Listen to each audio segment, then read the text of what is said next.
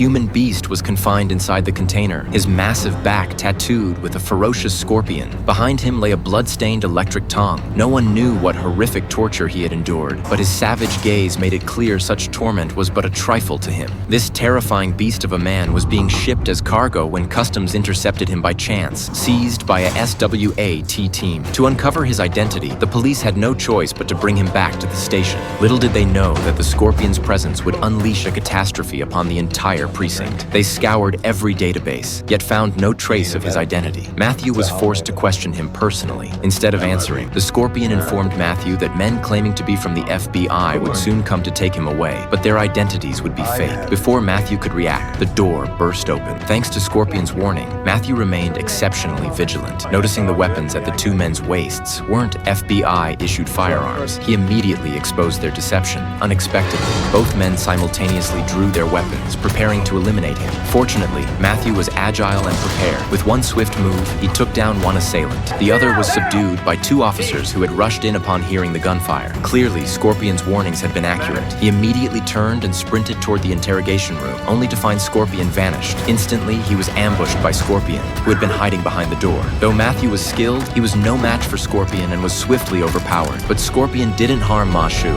His actions were meant to convince Ma Shu he wasn't a villain, and he needed Ma Shu to move him to a safe house quickly. Staying here would only bring a bloody massacre to the police station. Little did they know, Tony had already pinpointed Scorpion's location. Not only had he hacked into the police system, but his men had also obtained the identities of every officer. Thus, just as the police decided to transfer Scorpion, Tony's assassins arrived at the station entrance. The moment the police car pulled out, a distant flash caught Scorpion's attention.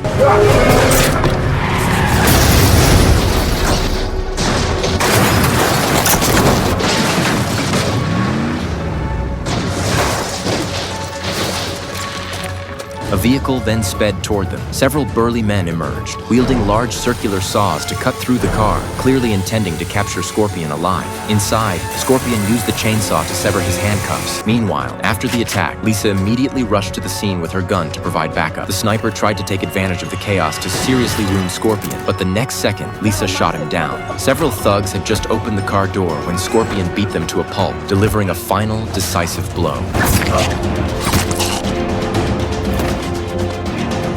The remaining henchmen were no match either, quickly taken down. By the time Matthew regained consciousness, the floor was littered with unconscious thugs. Before he could react, Tony's backup arrived. Seeing the dire situation, the group